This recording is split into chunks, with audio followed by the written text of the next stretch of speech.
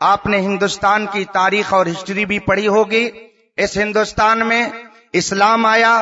آج سے 1400 برس پہلے مصطفیٰ جان رحمت نے مدینہ طیبہ سے اور مکۃ المکرمہ سے حق اور باطل کا جو ایک خط امتیاز کھینچ کر کے اور حق کی روشنی پہنچانے کے لیے اپنے صحابہ کو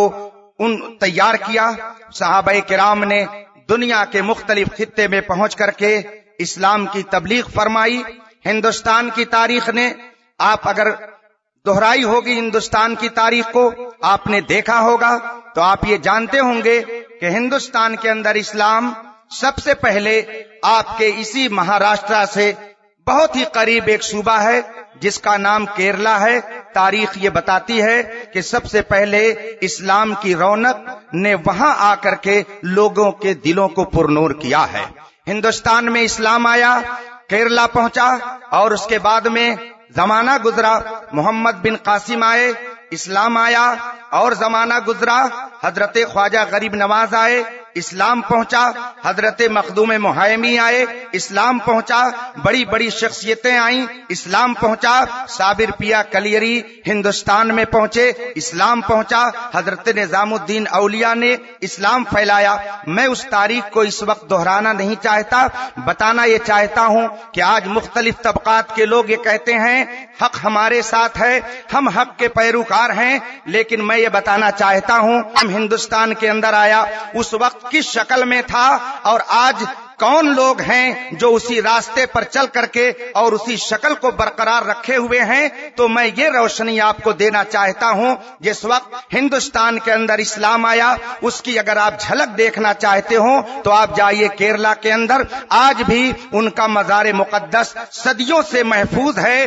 اور آج بھی الحمدللہ ان کے مزارات پر لوگ جا کر کے حاضری دیتے ہیں۔ اگر مزارات کی بے حرمتی کرنا اسلام نے سکھایا ہوتا تو اسلام ہمارے ہندوستان میں آتا، لیکن وہ مسلمان جو ہندوستان میں اسلام لے کر کے آئے، اگر مزارات کو مٹانا اسلام نے سکھایا ہوتا تو ان کی کوئی نشانی آج آپ کو ہندوستان کے اندر نظر نہیں آتی۔ لیکن آپ یہ دیکھ رہے ہیں ہندوستان کے جس خطے میں آپ چلے جائیے، جو اسلام لے کر کے آیا اور ہندوستان میں جس نے سچے اسلام کو ہم تک پہنچایا، آج الحمدللہ وہ ہمارے نگاہوں کا نور بنے ہوئے ہیں۔ چراغ الدین ہمارے ہیں، نصیر الدین ہمارے ہیں، علاء الدین ہمارے ہیں، محی الدین ہمارے ہیں، معین الدین ہمارے ہیں، یہ ساری شخصیتیں ہماری ہیں، اور امام احمد رضا نے سب کا راستہ بتاتے ہوئے ہم کو یہ بتا دیا ہے کہ تیرے غلاموں کا نقش قدم ہے راہ نجات، وہ کیا بہک سکے جو یہ سراغ لے کے چلے،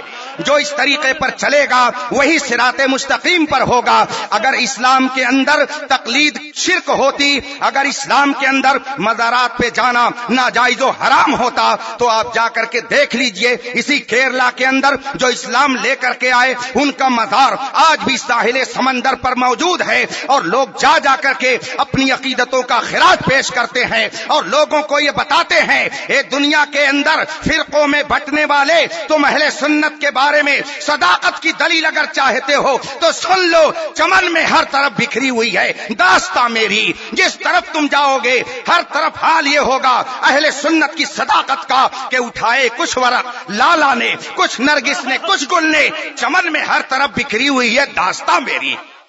حضرات محترم، آپ سنجیدگی سے تھوڑی دیر میری گفتگو اور سن لیں، وقت بہت قیمتی ہے، اور ابھی شہنشاہ کالپی شریف تشریف لانے والے ہیں، اور تھوڑی ہی دیر کے بعد میں یہ کہتا ہوں،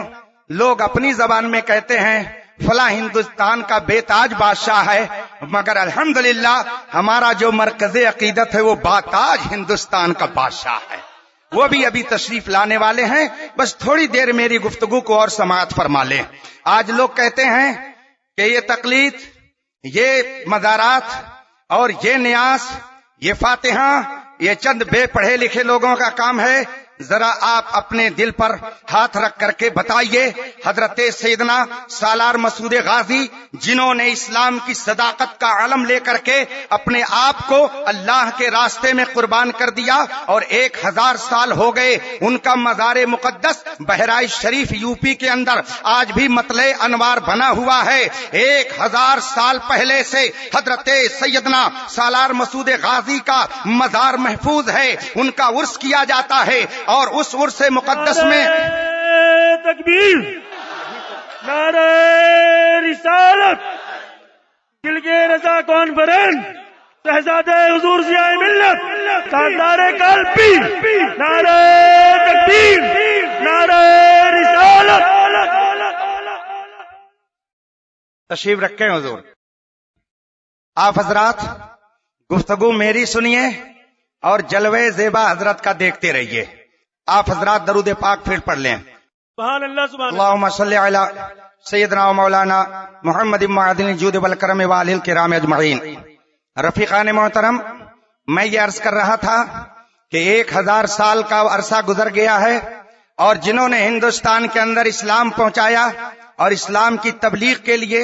اپنی جان کو قربان کر دیا، آپ چلے جائیے یو پی کے اندر شہر بہرائچ میں حضرت سیدنا سالار مسعود غازی کا مزار مقدس آج بھی وہاں پر پوری آب و تاب اور شان و شوکت کے ساتھ محفوظ ہے، اور 1000 سال سے زیادہ ہو گیا ہے ان کا عرس وہاں پر منایا جا رہا ہے۔ اور میں نے بعض تاریخوں میں تو یہ بھی پڑھا ہے کہ حضرت سیدنا خواجہ غریب نواز رضی اللہ تعالی عنہ نے بھی حضرت سیدنا سالار مسعود غازی کے آستانے پاک پر حاضری دی ہے۔ اب اگر آپ سوچیں کہ مزاروں پہ جانا یہ شرک ہوتا اور مزارات کا عرس کرنا یہ صرف جاہلوں کا کام ہوتا، تو 1000 سال سے جو ہندوستان کے اندر مسلمان آباد ہیں، کیا وہ سب کے سب جاہل تھے؟ کیا وہ سب کے سب کافر تھے؟ کیا وہ سب کے سب مشرک تھے؟ اس لیے مسلمانوں، میں آپ کو یہ پیغام دینا چاہتا ہوں کہ جو اسلام کی سچی تاریخ ہندوستان کے اندر موجود ہے، جب اس کو انگریز کے اشارے پر ختم کرنے کی کوشش کی جانے لگی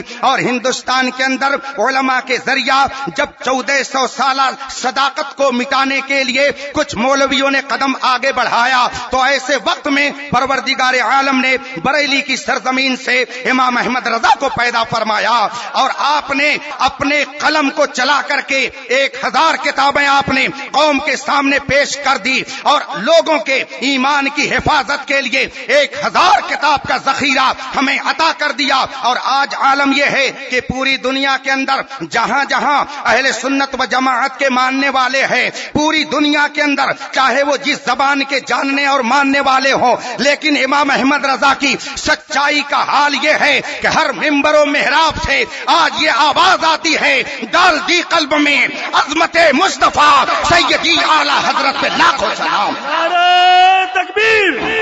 نعرہ رسالت۔ حضرت علامہ مفتی اختر حسین علی بھی دل کے رضا کانفرنس